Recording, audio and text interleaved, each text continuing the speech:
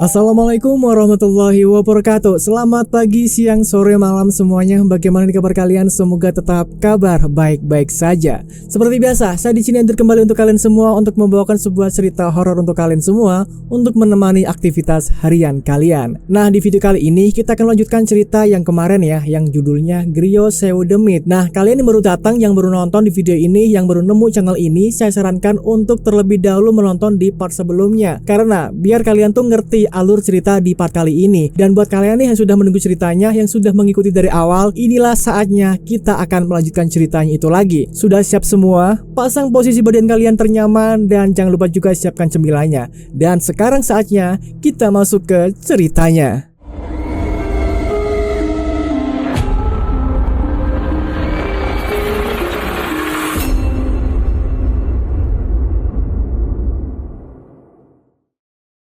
Nenek bungkuk berkebaya loreng. Sosok itu memperlihatkan wajahnya yang sangat mengerikan.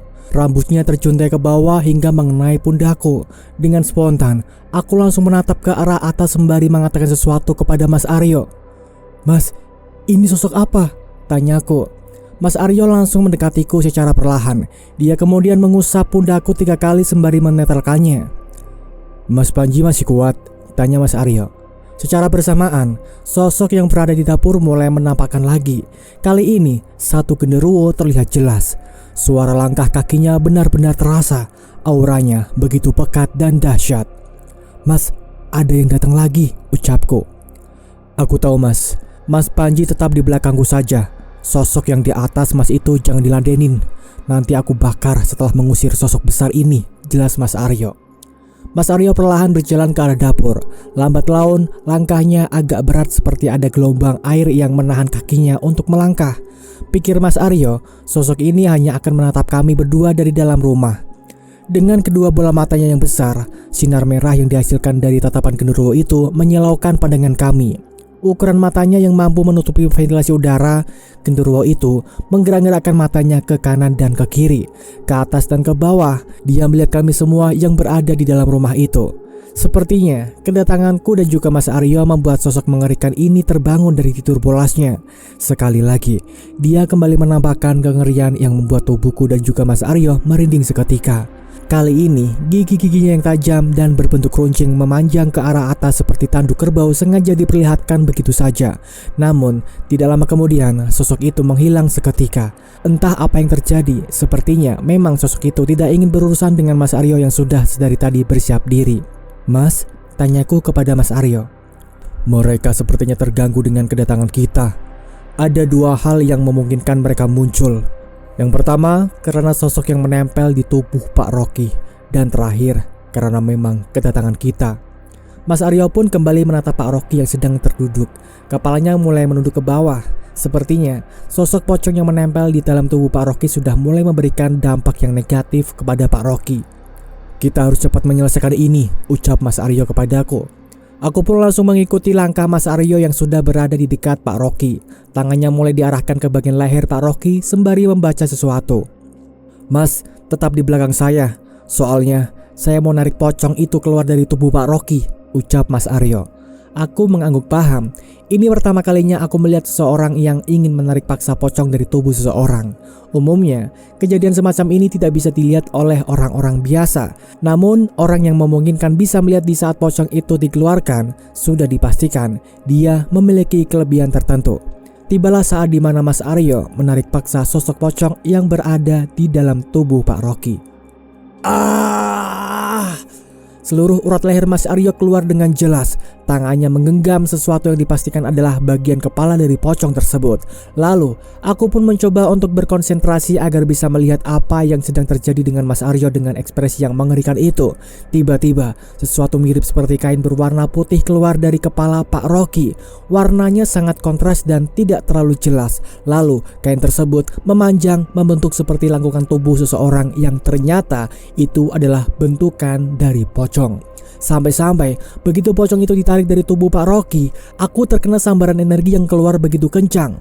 Plak! Aku mundur beberapa langkah sembari memegangi pipiku yang ternyata sudah tergores oleh tumpahan energi yang keluar dengan sangat cepat. "Mas, kenapa?" tanya Mas Aryo. "Gak apa-apa mas, lanjut aja." Mas Aryo pun kembali menarik pocong itu yang sulit untuk dikeluarkan. Kira-kira panjangnya hampir 2-3 meter seperti waktu pertama kali ditemukan. Namun, saat Mas Aryo sedang menarik sosok pocong yang sulit untuk dikeluarkan, tiba-tiba aku mendengar suara tanpa wujud yang berasal dari luaran rumah Pak Rocky. "Nang, aku mau bicara denganmu."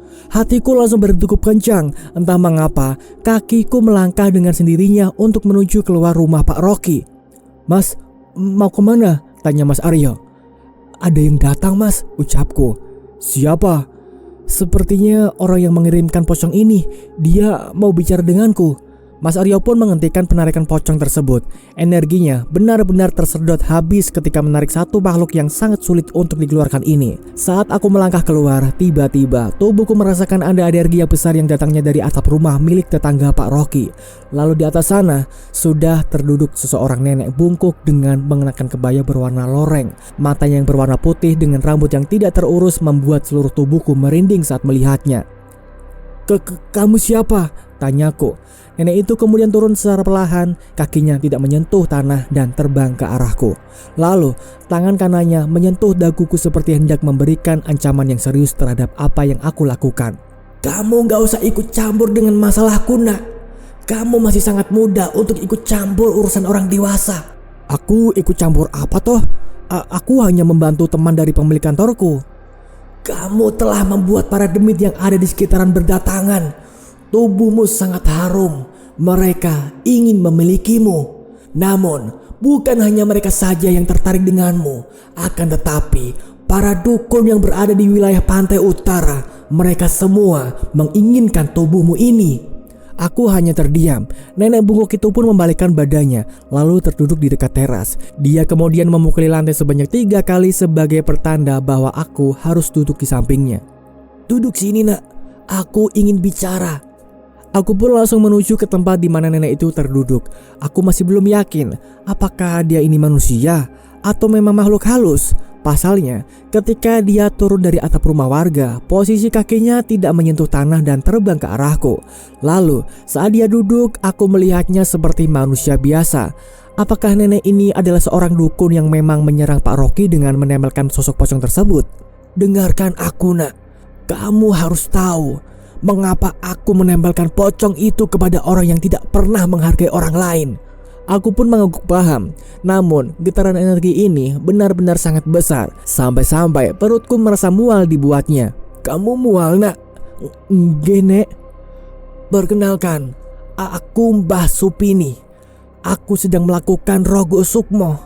Karena kamu termasuk orang yang istimewa, aku memberikan pesanmu lewat tubuhku yang berada di rumah." Ternyata nenek bungkuk yang mengenakan kebaya loreng ini sedang melakukan rogo sukmo. Berarti sedari tadi dia sedang memantauku dan juga Mas Aryo yang sedang melakukan pengusiran terhadap sosok pocong yang berada di dalam tubuh Mas Aryo. "Rocky itu orang baik. Dia termasuk orang yang peduli kepada sesama. Namun dia pernah bermasalah denganku," ucap nenek bungkuk yang menamakan diri sebagai Mbah Supini itu. "Pak Rocky punya masalah apa ke nenek?" "Kejadiannya sudah lama. Dia pernah memarahiku di hadapan banyak orang. Sebenarnya itu baik. Namun, cara yang dia lakukan tidaklah benar. Memberi nasihat kepada seseorang di hadapan orang banyak, itu sama saja menjatuhkan," ucapnya dengan penuh ibah akan keadaannya saat itu. Aku mencoba mendengarkan apa yang memang ingin disampaikan oleh Mbak Supini. Sepertinya dia memang orang yang berhati lembut. Namun Pak Rocky lupa jika di balik kelembutan hati seseorang, dia bisa menjadi sangat jahat begitu hatinya tergores dengan perkataan atau perlakuan yang tidak baik. "Lalu apa yang ingin Mbak Supini lakukan di sini?" tanyaku kepada Mbak Supini. "Aku ingin melepaskan santet itu, asalkan dengan satu syarat," ucapnya sembari meneteskan air mata. Apa syaratnya, Mbah?" tanyaku. "Tolong sampaikan kepadanya agar segera meminta maaf kepadaku. Dengan begitu, aku akan melepaskan santet ini." Aku pun mengangguk paham. Karena memang sudah tahu apa yang harus aku lakukan, aku pun segera bangkit untuk masuk ke dalam rumah. Namun Mbak Supini menyentuh tanganku seakan-akan ada sesuatu yang ingin dia sampaikan lagi. "Ada beberapa hal yang ingin aku sampaikan kepadamu, nak." "Apa itu, Mbah?" Mbak Supini pun menunjukkan sesuatu kepada pepohonan melinjo yang ada di bagian depannya. Astagfirullah. Seketika aku terkejut saat melihat 3 sosok kuntilanak sudah berdiri sembari menggoyang-goyangkan kepalanya secara perlahan. Mereka semua yang berada di sini tertarik denganmu. Genderuwo tadi adalah salah satunya. Kamu disukai banyak sosok halus seperti mereka. Jadi jangan sampai imanmu lepas sedikit saja. Jika memang kamu kecolongan, mereka akan menguasaimu, ucap Mbah Supini. Aku pun kembali menatap ketiga sosok kuntilanak tersebut. Tampaknya ketika tangan kanan Mbah Supini menggerakkan sesuatu, ketiga sosok kuntilanak itu langsung menghilang dengan seketika. Ada satu hal lagi. Apa itu, Mbah?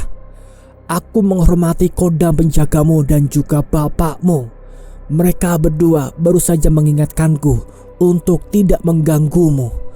Andai saja malam ini kamu tidak datang, mungkin aku bisa membuat mati orang-orang yang menghalangiku. Mendengar ucapan tersebut, aku hanya bisa terdiam. Ternyata bukan hanya Mas Albi dan juga Mas Aryo yang paham akan hal ini, melainkan ada beberapa orang yang baru saja ditemui dan memang melihat sesuatu yang berada di belakangku. Baik, Nek, terima kasih banyak. Mohon maaf, aku segera membantu Pak Rocky. Nenek itu tersenyum sembari menundukkan kepalanya sebagai bentuk penghormatan. Aku pun langsung masuk ke dalam rumah. Namun, begitu aku menengok ke arah belakang, Mbak Supini sudah menghilang begitu saja. Aku tidak kaget akan hal ini. Benar apa yang memang dikatakan oleh Mas Albi terkait tempat yang sekarang aku tempati. Selain sebagai pusar dari Jawa, tempat ini memang memiliki orang-orang yang keilmuan spiritualnya sangat tinggi dan di atas rata-rata. Sesampainya aku masuk ke dalam rumah, aku melihat Mas Aryo sedang berusaha untuk mengeluarkan sosok pocong itu kembali.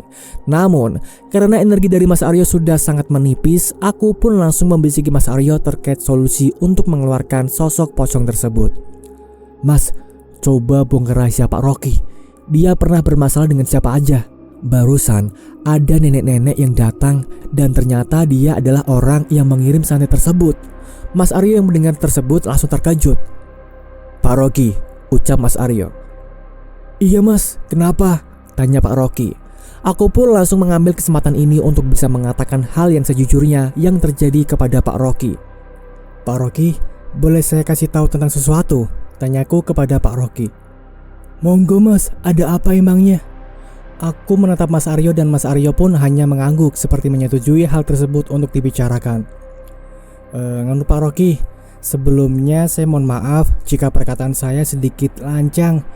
Tapi apa yang memang baru saja terjadi kepada Pak Rocky itu ada kaitannya dengan masa lalu Pak Rocky, ucapku kepada Pak Rocky.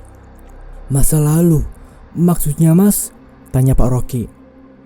Tadi barusan ada nenek-nenek yang datang.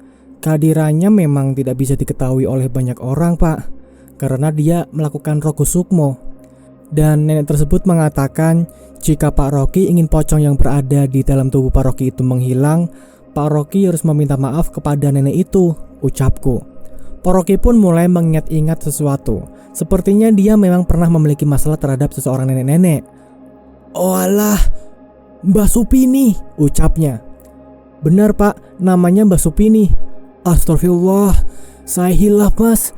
Saya pernah memarahinya di hadapan orang banyak. Jadi gara-gara itu sosok pocong ini dikirimkan untuk menyiksaku, ucap Pak Rocky sembari memegangi kepalanya. Pak, sebenarnya apa yang dikatakan Bapak benar. Bapak bertujuan baik untuk memberitahu seseorang. Namun tidak semua orang yang Bapak kritik atau beritahu suka dengan caranya. Ada orang yang memang ingin dikritik di hadapan orang banyak, namun ada juga yang ingin dikritik atau diberitahu hanya berdua saja. Jadi, kita tidak bisa menyamaratakan hati seseorang.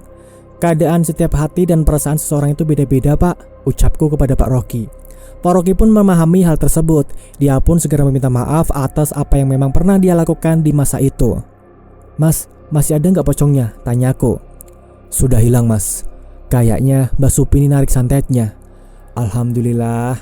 Setelah urusan itu selesai, aku dan Mas Aryo pun pamit untuk pulang karena waktu sudah menunjukkan pukul 12 malam. Dan kebetulan, jalanan sudah sangat sepi dan kami harus melewati sebuah pemakaman umum serta sawah-sawah milik warga. Pak, kami pulang dulu ya, ucapku. Iya Mas, hati-hati ya. Assalamualaikum. Waalaikumsalam. Motor pun melaju menuju ke sawah-sawah milik warga. Lalu, saat dimana kami berdua telah melewati sawah-sawah warga, kami langsung melanjutkan perjalanan menuju ke pemakaman umum. Mengapa kami harus melewati pemakaman umum? Karena ini adalah jalan satu-satunya untuk menuju ke desa G, kantorku. Namun, saat dimana kita baru saja masuk ke pemakaman umum, Mas Aryo langsung menghentikan motornya. "Mas, kamu yakin mau lewat sini?" tanya Mas Aryo kepadaku. "Kenapa emangnya?" "Astagfirullah, aku terkejut saat para demit sedang berjejer rapi di dekat kuburan. Mereka seperti menyambut kedatangan kami berdua. Mereka yang sudah berada di sana adalah sosok pocong, kuntilanak, dan sosok-sosok lainnya yang sedang menatap ke arah kami berdua dengan tatapan yang tidak biasa. "Tutup matamu, Mas," ucap Mas Aryo. Dengan cepat, Mas Aryo pun langsung tancapkan gas walaupun dihadang banyak demit. Saat motor Mas Aryo melewati para demit yang sedang berjejer rapi, aku pun membuka kedua mata dan segera menatap ke arah belakang. Dan ternyata mereka semua mengejar kami sembari mengeluarkan tawaan yang amat mengerikan. Dan itulah teman-teman ceritanya untuk di part kali ini. Sampai di sini aja dulu ya. Kita akan melanjutkan ceritanya di part selanjutnya. Nah, buat kalian nih yang penasaran dengan kelanjutan ceritanya, makanya stay terus di channel Dimensi Mimpi ya. Buat kalian yang suka videonya, jangan lupa dong untuk klik like-nya, dan yang belum subscribe silahkan diklik dulu tombol subscribe-nya dan juga nyalakan loncengnya ya, supaya ketika saya upload video terbaru dari channel ini, kalian bisa langsung dapat notifikasinya dan bisa menonton secara gercep atau gerak cepat. Terima kasih sekali lagi buat kalian semua yang sudah menonton dari awal sampai akhir. Makasih banyak atas support kalian, dan tak lupa juga berikan komentar kalian dong terhadap cerita ini ataupun di luar itu ya. Misalkan saya kurang ini nih, saya harus begini nih gitu, biar saya untuk kedepannya bisa lebih baik lagi untuk membawakan cerita untuk kalian semua gitu ya. Oke, seperti biasa kita akan bertemu lagi di video selanjutnya, dan untuk saat ini saya akan undur diri dulu. Wassalamualaikum warahmatullahi wabarakatuh.